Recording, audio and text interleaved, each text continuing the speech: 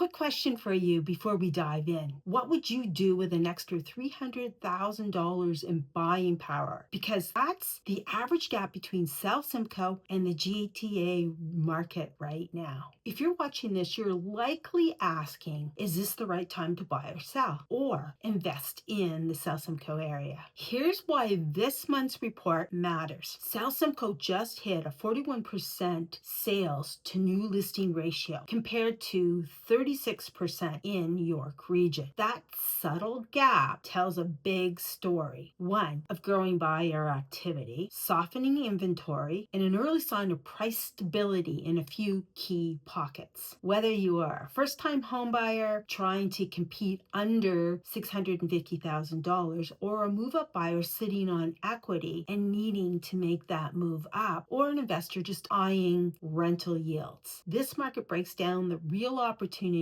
town by town for you. If you are shopping anywhere above the 407 right now, you need to know what's happening in Barrie, Innisfil, and New Tecumseth. This isn't just a trend, it is a shift. I'm going to show you which buyers have the advantage, what's selling fast, and where prices are holding up. If you stick around to the end of this report, I will reveal one neighborhood that's quietly gaining traction and why it might be the best move up opportunity of the year. Okay, let's start with a market snapshot of July 2025. Sales to listing ratio is at 41%, up from 38% in June. From June 2024 to June 2025, the average sold price in South Simcoe declined by 2.5% from a value of $638,912 to $622,430,000. That shift may seem modest, but for many buyers, it's making a real difference. We're seeing more activity in the $600,000 to $700,000 range, not because the market is falling, but because that's where buyer power is for these buyers who've had to sit on the sideline for so long.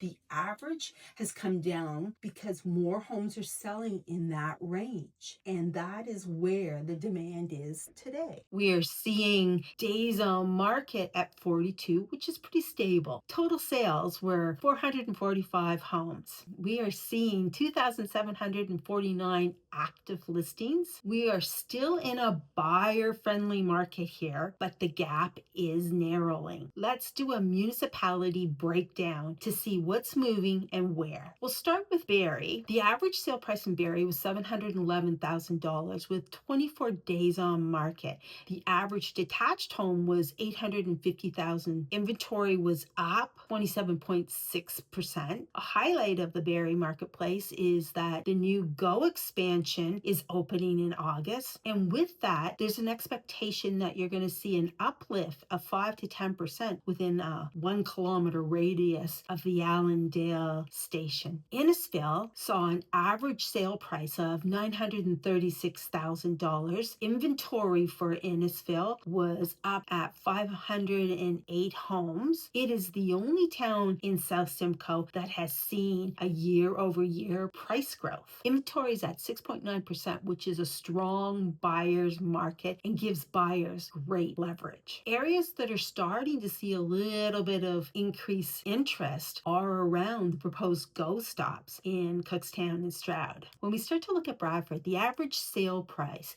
is just under $1.1 million. New listings are up 48%. If you are an investor looking at a townhome under $800,000 in Bradford, they're renting at $2,500. So those dollars are making more sense for investors. In Essa, we saw the average sale price at $772,000. We saw a modest price growth of 1.2% year over year. The real opportunity is starting to emerge in the fixer-upper marketplace. Homes in the $750,000 range are sitting on the market for 40 days, and that's giving investors a little bit of opportunity to negotiate price. New Tecumseth has an average sale price at $911,000. That's up 6.5% year over year. And New Tecumseth is the best performer for price growth in South Simcoe. It also holds the strongest rural lifestyle demand. The price gap between the GTA still matters, because if you look at South Simcoe's average sale price at $650,000 compared to that of the GTA at $950,000, that's a substantial gap. Now, York Region, which is single family based, is looking at an average sale price of $1.2 million. So that's even a greater price gap. So this $300,000 advantage for buyers between the GTA and South Simcoe translates into more space, less stress, and a greater lifestyle upside. So if I start to look at what's really selling in South Simcoe right now, under the $600,000 price point, we're seeing 28 days on market, which is very competitive. And if you start to look at the 600 to 800,000 marketplace, they're looking at 35 days on market, which is strong activity. The 800 to a million is longer days of 48 days on market, and there is buyer hesitation here. And anything over a million is typically about 67 days on market, is definitely a slowdown in that price band. If we start to look at timing the market and what the seasonality tells us right now within the South Simcoe marketplace, we're seeing inventory at 2,150 active listings in South Simcoe. South Simcoe often picks up in the summer due to the cottage influence and all of the lifestyle activities that this region has to offer. Whereas people leave the GTA, so that market tends to slow down in the summer months, giving this region a unique edge. So based on that, August and September is good sweet spot if you are a move-up buyer targeting the 800 to a million range because of the length of days on market. If you are hoping for some price flexibility and inventory variety, you're going to find it in that price point. I like to talk about my buyer playbook and what to watch for right now. If you're a first-time home buyer under the $650,000 range, the best picks right now are in Essa for their fixer-uppers and in Barrie in the Marina Bay condo area, where you're seeing the ability to pick up a condo for $525,000 at 41 days on market. So there is room to negotiate. But here's your strategy in this marketplace is to be pre-approved